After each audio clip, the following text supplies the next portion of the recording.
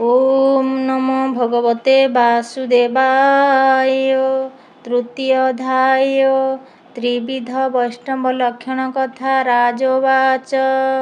एमंते विदेह राजन मने विचारे तत्वज्ञान आनंदे शिरे कर देई बोलंती निस्तरिली मुहि तुम्भे निर्मल मुनिगण कह हे भकत लक्षण कि रूपे भ्रमंती जगते कृष्ण भजन अनुमते कि बा कहंती वाक्य सार कि धर्म करंती आंभर ताहाकू जानिबा केमते कह सुदया जेबे मोते।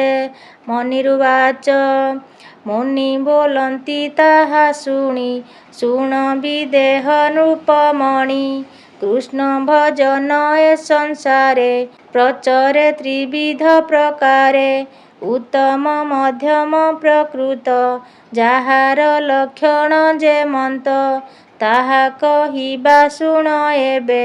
ରାଜନ ପଚାରିଲୁ ଯେବେ ସକଳ ଦେହେ ନାରାୟଣ ବସନ୍ତି ଅନାଦି କାରଣ ସେ ନାରାୟଣ ଦେହେ ଯେତେ ବସନ୍ତି ଭାବ ଅନୁମତେ ଏ ଭାବେ ଦୃଢ଼ ଯାର ମନ ସେ ପ୍ରାଣୀ ଭକତ ଉତ୍ତମ। ଜନ୍ମ ମରଣେ ଯାର ମନ ନ ମଣେ କ୍ରିୟା ଅଭିମାନ ସ୍ୱଜାତି କୁଳ ଧର୍ମ ବର୍ଣ୍ଣ ଏ ଅହଙ୍କାରେ ନୋହେ ଛିନ୍ନ।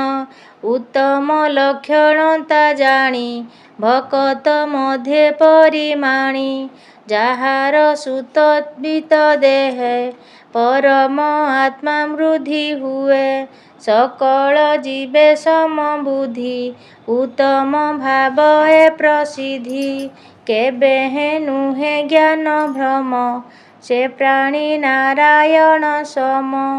ସିଦ୍ଧ ଯୋଗୀନ୍ଦ୍ର ମୁନି ଗଣେ ଚିନ୍ତନ୍ତି ଯେ ହରି ଚରଣେ ଶିବ ବିରଞ୍ଚି ଯାର ପାଦେ ଧ୍ୟାନେ ଭଜନ୍ତି ଅପ୍ରମାଦେ ସେ ପ୍ରଭୁ ପାଦ ନିର୍ତ୍ୱଚିନ୍ତି ଲବେ ନିମିଷେ ନ ଛାଡ଼ନ୍ତି ନୁହନ୍ତି ମାୟାରେ ମୋହିତ ଯେ ପ୍ରାଣୀ ମହାଭାଗ୍ୟବନ୍ତ ବିଷ୍ଣୁ ଭକତେ ସେ ପ୍ରଧାନ ତା ଦେଖି ନିସ୍ତରନ୍ତି ଜନ କୃଷ୍ଣର ପାଦ ନଖପନ୍ତି ଚନ୍ଦ୍ର କରିଣ ପ୍ରାୟ ଜ୍ୟୋତି ଯେ ଯାର ହୃଦରେ ପ୍ରକାଶେ ଅଶେଷ ଘୋର ଦୁଃଖ ନାଶେ। ମଧ୍ୟମ ଭାବ ଏବେ ଶୁଣ ଯେବେ ଅର୍ଚ୍ଚଇ ନାରାୟଣ ହରିର ପାଦେ ସେବା କରେ ଭକ୍ତି ସମ୍ଭୂତ ବୃଦ୍ଧି ଧରେ।